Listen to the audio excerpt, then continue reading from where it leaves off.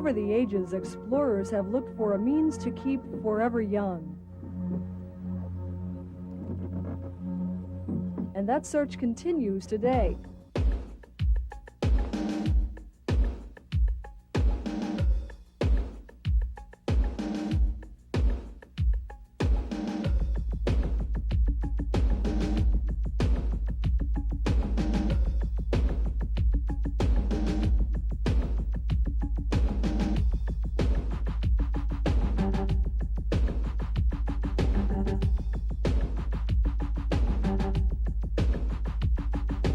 What is it we all crave?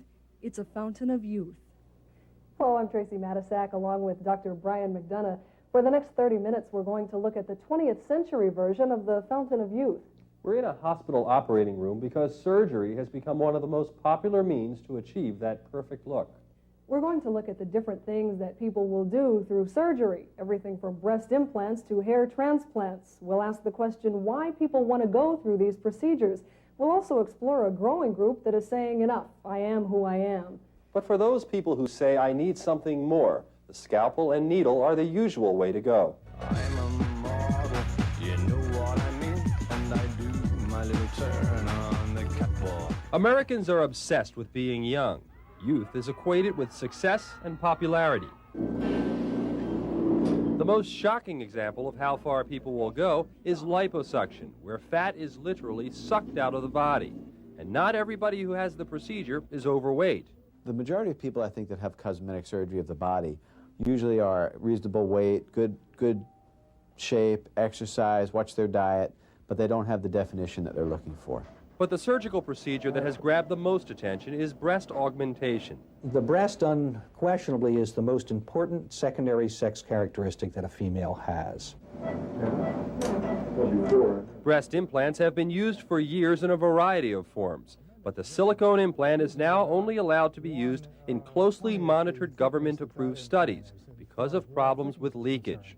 Nevertheless, the artificial look created by this firm substance has changed the expectations of what a breast should look like. So we now have models who are extremely bosomy looking from the standpoint of implants. When they have implants, the breast has a tendency to bulge out of the top, and almost anyone who's seen any swimsuit issues or anything of that sort will notice the appearance is one of extreme fullness in the upper portions of the breast. It is ironic that a generation's attitudes about how a breast should appear has been shaped by an inability to imitate the natural slope of the breast. Well, the unrealistic expectation is one of the bugaboos of cosmetic surgery. Facelifts, tummy tucks, and even buttock lifts are now common procedures. This woman has had numerous operations. After I had my nose and cheeks done, I had my breast implants. And then I came to have my nose redone and my face done by Dr. Collagen and my legs done by him. Many plastic surgeons seem to have a philosophy that the number of operations are not as important as the overall results. This isn't a science as much as it is an art. And that most of this, because it's artwork, can be perfect and still, in your own eyes, be not what you were looking for. But the beauty, again, of what I do is that it, like all artwork, it can be touched up. Some people want changes, but don't want them to be permanent. Diane Groen has an annoying crease in her forehead. Trying to keep this material in the deepest layer of the skin or dermis so that we can, by virtue of its volume, get that skin to pout out.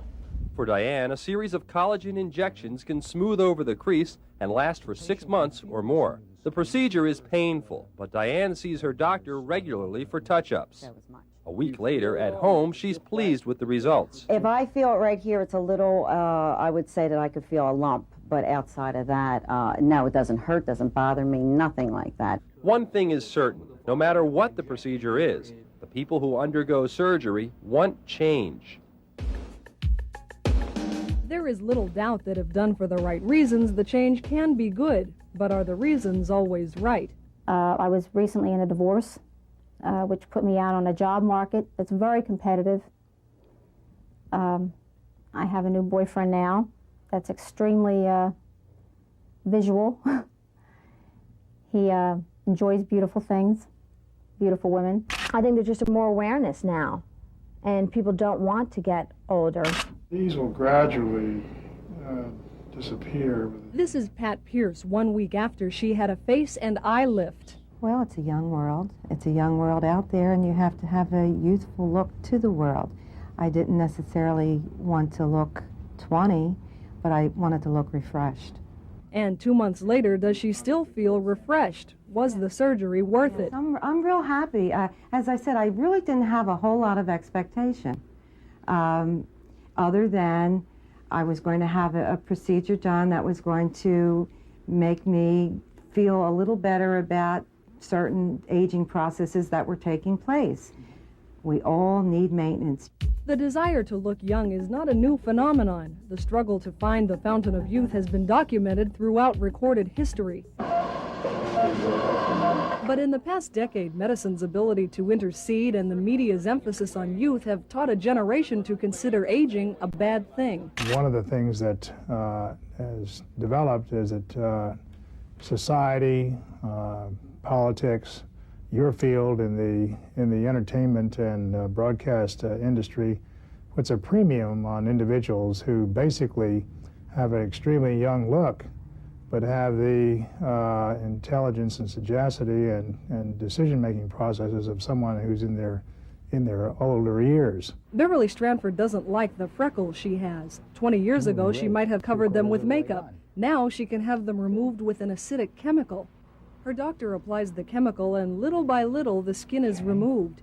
In 2 weeks, she should be healed and without freckles. I wasn't looking for the fountain of youth. I was just looking for some added help. Another problem facing people today is advertising that tends to give unrealistic